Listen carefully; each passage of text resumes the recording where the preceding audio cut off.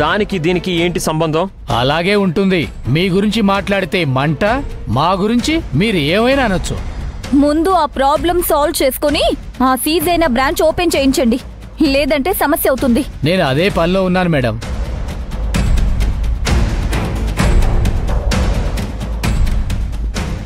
ఏంటిది అర్జున్, చాలా దారుణంగా ఉన్నాడు. అతను ఎప్పుడూ ఇలా మాట్లాడలేదు. అతను ఆ విషయం చాలా చిన్నదిగా తీసుకుంటున్నాడు. ఇది చాలా పెద్దదవుతుంది.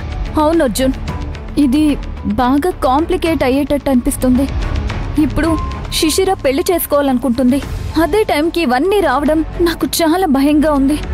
అసలు ఆ షిప్ ఇన్సూరెన్స్ అవ్వకపోవడానికి కారణం ఎవరో తెలీదు. ఆ కంటైనర్ వాళ్ళు మాకేం సంబంధం అంటున్నారు. మనమే చూసుకోవాలి, మనదే రెస్పాన్సిబిలిటీ అంటున్నారు. మీ వల్ల మేము నష్టపోయామంటున్నారు. పోయి ఇవన్నీ మన తలకి చుట్టుకునేలా ఉన్నాయి. నాకు చాలా అనుమానాలు వస్తున్నాయి. ఇదంతా ఆ శిశిర ప్రేమిస్తున్న వ్యక్తి వల్లనేమో అని భయంగా ఉంది. అతనికి ఏం పని? అయినా ఆస్తి ఉంటేనే కదా హ్యాపీగా ఫీల్ అవుతాడు.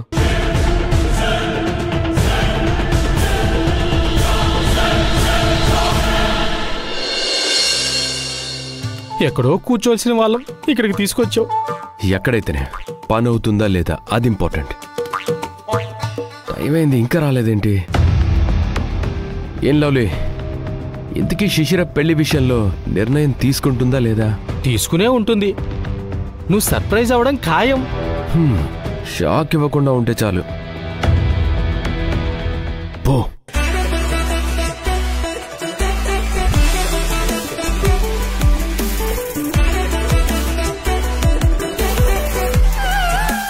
వచ్చి చాలాసేపు అయిందా? అవును, నీకోసం ఈ భూమి మీదకొచ్చి చాలా రోజులైంది.